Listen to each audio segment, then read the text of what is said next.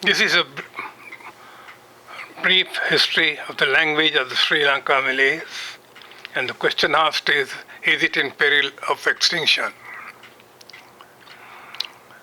Ini pelajaran adalah atas bahasa Melayu di Sri Lanka. Apa cara itu jadi? Kenapa itu jadi? Kapan ini menjadi? Dan di mana bahasa ini lahir? It is sad indeed that this very unique language is fast fading into the sunset with just a handful of folks trying to desperately keep fanning this dying ember to keep it alive for posterity. To get a real understanding of this unique language, one will have to trace the history of how, why, when, and where the language emerged.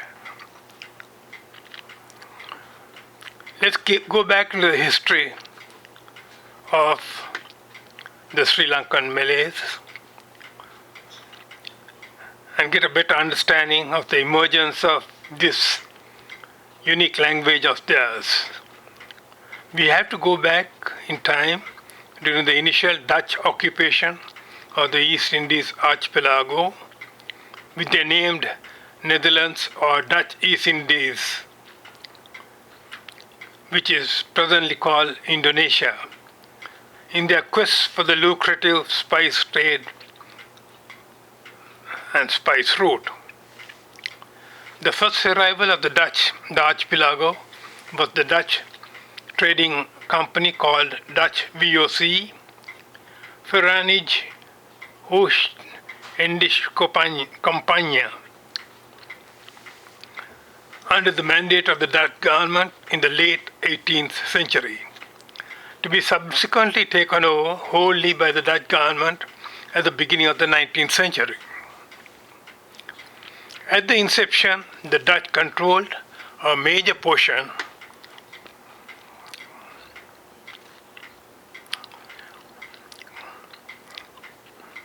of the whole archipelago and eventually controlled the whole of the archipelago, having evicted the British, French, and Portuguese colonial powers who had a toehold on small enclosed areas or enclaves in regions of Sumatra, Java, with the whole of the Maluku chain of islands, including Ambon on the south of the Maluku Islands, which are held by the Portuguese, as it was a very prized possession because of the excellent spices that were produced in those islands. But subsequently, the Dutch took over from all these colonial powers. The archipelago itself consists of 17,500 islands, of which 6,000 are inhabited in an area of 741,100 square miles, and stretches 2,300 miles from east to west. The important things to note here is there are 250 to 300 distinct cultural or ethnic groups and as many as 700 languages and dialects within this archipelago. The main ethnic groups of the Indonesian archipelago are in Sumatra with Achinese ethnic group, Minangkabau, another ethnic group, and in Java, the Betawi, Cirebonese, Javanese, Madurasi, and Sundanese ethnic groups. In Kalimantan, the Banjaris, Dayak, and in Sulawesi, Boginese, Toraja. In Papua, they are Melanesian, Papuan, and in the Lesser Sunda Islands, Balinese, Mangkarai, Sumba, Sumbawa, and the Balinese, Malakans, and Ambonese. If you refer to the map, you can see how it stretches right across in the Indian Ocean, with Sumatra on the western end, Java in the center, and there is Bali at one end, which is called Denpasar here, which is the airport at Bali, and Kalimantan is north, Sulawesi, and the Maluku Islands, with Ambon at the southernmost tip. And then we go on to Papua, or they call it Irian Jaya now. Let's get to the creation of the Bahasa Campuran, mixed Malay language, that our ancestors brought along with them when they came to Sri Lanka with the Dutch. In around the year 1619, the existing city of Jayakarta was razed to the ground and a new city built with the name changed to Batavia, which is the present-day Jakarta.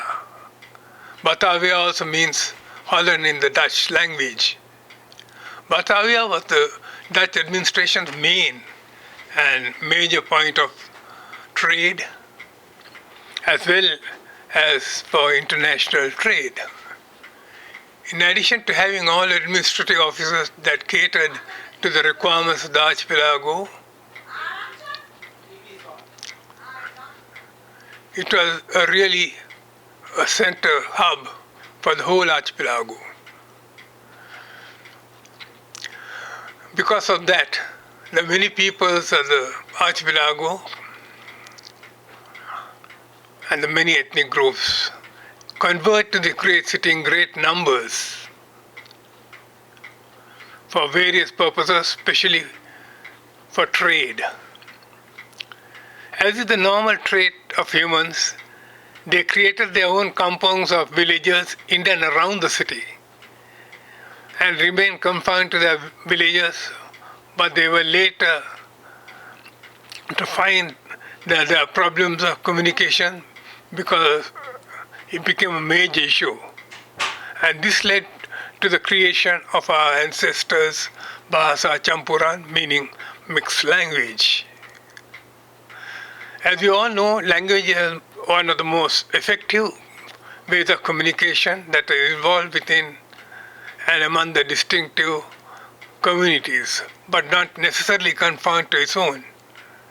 Necessity is the mother of invention, is what they say, and soon we have the integration of words from other dialects that creep into one's own language, thus making communications more effective to the needs of the populace. A good example of this is the Bahasa Campuran that emerged from that of the peoples of the archipelago, with 250 to 300 distinct cultural groups and as many as 700 languages and dialects, living within a span of 3,700 kilometers and occupying 6,000 islands of its 17,500 islands. The Bahasa Campuran add, in addition to a mix of the various indigenous languages of the archipelago, that's the languages of all the ethnic groups in the archipelago, many words of Sanskrit origin which crept in when the Indians invaded the country long before the Dutch. And Portuguese when the Maluku Islands were under the control of the Portuguese, and the Dutch while they were under British rule, being absorbed into the Bahasa Campuran. There was also a sprinkling of Hindi due to occupancy of an enclave in Sumatra and the presence of Indian Bengali sepoys serving the British, and of course some English words too. In fact, the Bahasa Campuran was a unique language as it contained words from the very own dialects of the people of the archipelago and the addition of words from other alien languages in order to make communication easier in the day-to-day affairs of the people. It was indeed a creation of a new language dating back to the very early 1600s. Please make a note of this. A language that created long before the modern day Malay languages. The Sri Lankan Malay should be proud of this fact and proud of their ancestry.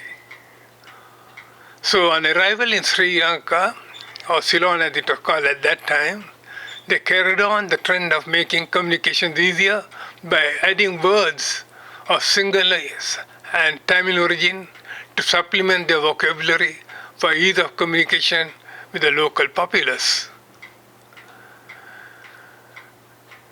The language they brought along with them was written in the Jawi script, which is the Arabic script sans the accentuating marks or diacritical marks. Very unfortunately, the writing aspect of the language, that is the Jawi script, faded away by non-use and neglect, and the Malays were left with only a spoken language, much to the detriment of the language. For the language was then passed on from generation to generation by word of mouth, and further deterioration ensued. Very fortunately, in the 17th century, the Malay world started adopting the Romanized script, the Universal English script, and we may now be able to salvage our Bahasa Campuran from any further deterioration. But getting back the status quo is going to be an uphill task. For the purposes of better communications has led to the erosion of our Bahasa Campuran through the ages, and now the Malays appear to be content with replacing their own Bahasa Campuran words with the borrowed words from other languages. So in this pristine Bahasa Campuran, the ancient language of the Malays will cease to exist, is a great fear. While accepting the fact that our Bahasa Campuran has no real economic value in the land of their adoption, you cannot hide the fact that it is a rich and very old language that has to be perpetuated and kept alive for posterity. It was a Malayan Prime Minister who once said an insult to the Malays in Sri Lanka when he said, "They don't look like Malays, they do not act as Malays, and they do not speak the Malay language." Perhaps the comment was made as it is a known fact that the vast majority of the Sri Lankan Malays are of Indonesian origin, with the Dutch categorizing them as Javanese, which led to the local folks calling them Jaminisu in Sinhalese and Jamanidan in Tamil, meaning people from Java. Under the British, they were recategorized, and they did so for all these Javanese troops that they absorbed into the army and called them Malays, because the British arrived in Sri Lanka from Malaya with just a few of the Malay soldiers they could muster, hence necessitating the absorption of the Javanese troop that arrived with the Dutch.